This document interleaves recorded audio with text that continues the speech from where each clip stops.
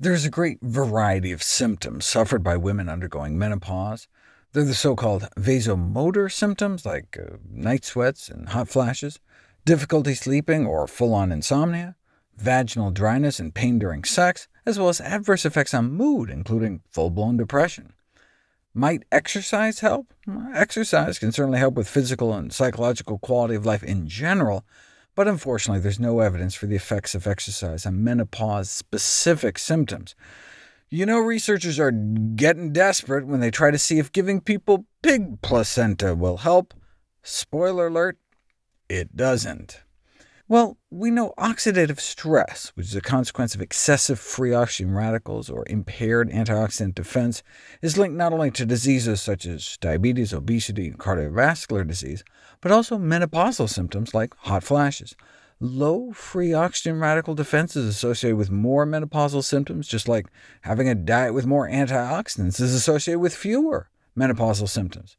In fact, a high intake of fruits and vegetables may delay the onset of menopause in the first place, thought to be because the presence of antioxidants in fruits and vegetables may counteract the adverse effects of free radicals and the number and functional eggs you still have in your ovaries, whereas the reason high meat consumption has been related to degenerative diseases may not just be the saturated fat and cholesterol, but the pro-oxidation products generated during their production, storage, digestion, and the metabolism of meat.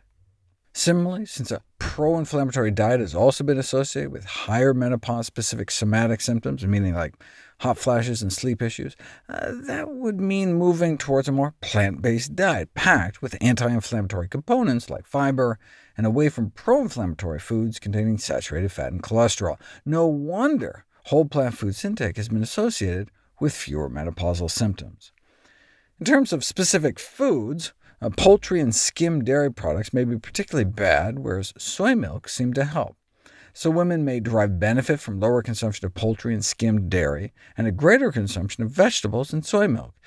You don't really know, though, until you put it to the test, and indeed, women randomized to drink soy milk reduced their menopausal symptoms by 20% within 12 weeks.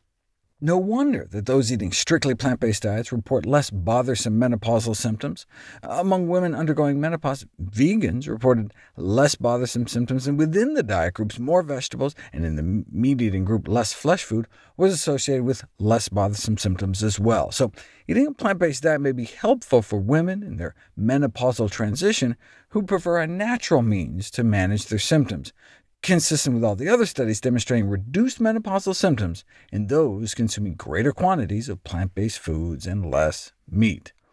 But again, maybe there are other reasons healthier eaters have fewer symptoms. You can't prove cause and effect until, you guessed it, an interventional trial to see if changing your diet actually reduces symptoms. And in this study, where women were encouraged to decrease fat and increase fruit, vegetable, and whole grain intake, they were significantly more likely to eliminate their vasomotor symptoms, like hot flashes and night sweats, compared to the control group. So it's certainly not all or nothing. And within a plant-based diet, those randomized to a meat-free diet with daily flaxseed oil, walnuts, and almonds did better than those randomized to the same diet, but with daily extra virgin olive oil.